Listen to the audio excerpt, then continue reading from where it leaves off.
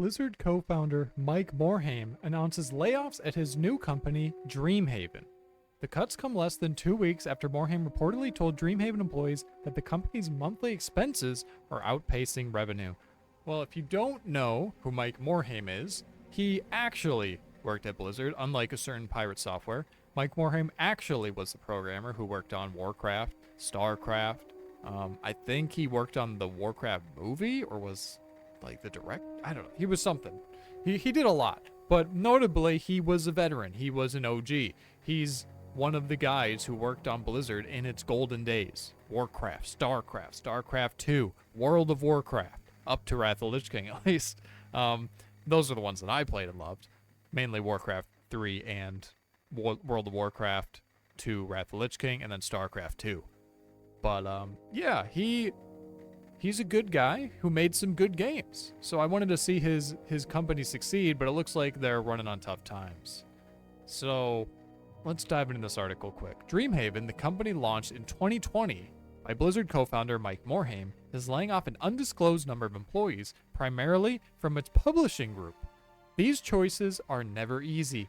They affect talented colleagues who played a key role in building Dreamhaven's foundation and supporting what has been an eventful year for us, Morhaime said in a statement posted to LinkedIn. From organizing the Dreamhaven showcase to helping launch 3 games, every person at Dreamhaven has contributed to sharing our games with the world. I'm deeply grateful for the creativity, dedication, and hard work of the teammates we are parting ways with. They will be truly missed, he said just before he fired them. No, but I mean, it's not too surprising. I opened this up. This was their latest release that I know of, Wildgate. If you don't know about it, it's basically like, if you know Void Crew, I played Void Crew and enjoyed it. Played with my brother and a few other friends. It was a fun game. Wildgate is like a more cartoony PvP spin on the spaceship crew game. And evidently it didn't do very well. Right? 741 people playing right now. All-time peak of almost 8,000. Honestly, if it was 10 times this, would that even be good enough? I don't know. I feel like it would be probably break even at that point, but these numbers are abysmal. That is really bad, especially from a relatively large studio like that. So yeah, not great, not great.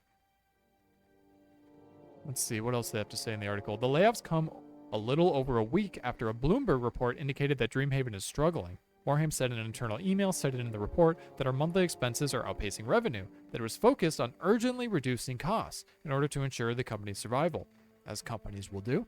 It's fair to say that expectations for Dreamhaven were great when the company was first announced.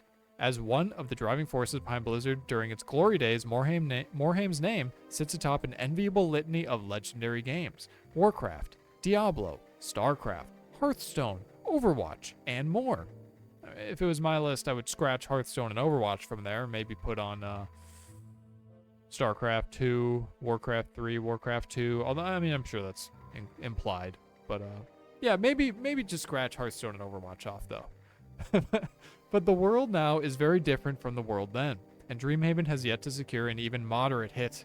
Sunderfolk, developed by Dreamhaven's Secret Door Studio, was critically well received, but amassed a peak concurrent count on Steam of just 890.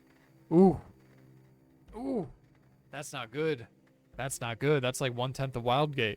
Wildgate, released a couple months later, achieved a peak of almost 8,000. Yeah, we went over that. Yeah, it's not good. Dreamhaven also published Linked, Banner of the Spark, developed externally by FuzzyBot. Okay, I don't really care about that. Oh my god, peak concurrent player count of 11. Oh, 11. 11 though. And Mechabellum, which it took over in 2025 after developer Game River split with original publisher Paradox. So Mechabellum is kind of the exception because this game is actually successful. I think its peak on Steam was about 500,000 players, something like that. The only reason I even know of this game, though, is because I have a couple friends on Steam and I've seen them play it. But I never played it myself. But yeah, it's kind of funny. The one successful game that they own now, they didn't actually make it. They're just kind of supporting it now. Morhaime said in a statement that Dreamhaven remains committed to supporting these games and the communities forming around them, but numbers like that are simply not sustainable. Yeah. Yeah, you hate to see it. You hate to see it. I mean, this is a guy that I want to see succeed, because he actually worked on games that I consider to be some of the greatest games of all time. Warcraft 3, StarCraft 2, World of Warcraft, at least up until Wrath the Lich King. But I think he had a more prominent role in like Warcraft, maybe Warcraft 2. I'm not entirely sure, but he was involved and he was a programmer. He worked his way up. He's a real programmer. Again, unlike Pirate Software. Sorry, I had to slide that in again. But yeah, obviously I want to see him succeed. But if you don't release good games and no one buys your games because they're not good and they don't really appeal to anyone, then that's just how it goes. It's sad. It's sad. But instead of making like a space kind of wacky, cartoony, void PvP game, I don't know. Maybe stick to your roots. Maybe well, I say that. I was gonna say stick to your roots, stick to fantasy. But they also have StarCraft, which is sci-fi, and that kind of encapsulates their Wildgate game, I suppose. But I don't know. It's tough. It's tough. Let's see what the comments have to say. Might have been better to make one great game instead of 4 meh games. Yeah. Yeah. If they made one good game and got a nice player base and could just support that indefinitely, I'm sure they would love that. But fortunately, it doesn't always work out that way. That's bad management, though. Next time these people are thinking about laying employees off, they should take a pay cut or fire themselves. Not quite sure if that's how it works. I mean, yeah, they could take a pay cut. The only companies I've ever heard of doing that were actually Japanese companies. I can't remember. It was some game studio. Maybe it was Square Enix. Gosh, I can't remember. But yeah, the CEO took a pay cut so that they didn't have to lay off as many people. My suggestion would just be, why not both? Take the pay cut and lay people off, because you're probably going to have to do both anyway. But that's just how it goes. I know a lot of people get sympathetic. Oh my god, they got laid off. I've been laid off from a job before. Yeah, it fucking sucks. But you get your unemployment benefits at least since you were laid off. And then you have time to find another job. It is what it is.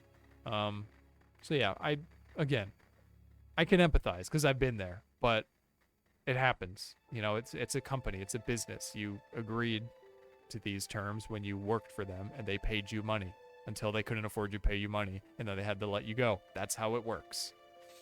I love how these statements always start with praise, how invaluable the people are, etc. just before firing them. Yeah, I was joking about that before. But yeah, it looks like there's not much more here. But yeah, more layoffs sweeping across the games industry. It never ends, it seems. Like the video if you like this, dislike if you dislike it, comment. Let me know what you think about this situation. If you even knew of their games, if you even had heard of them, had any interest in them, if you even know who Mike Morhaime is, I'm curious. And yeah, subscribe. I'm a new channel, so subscriptions do go a very long way. And thanks for watching. Peace.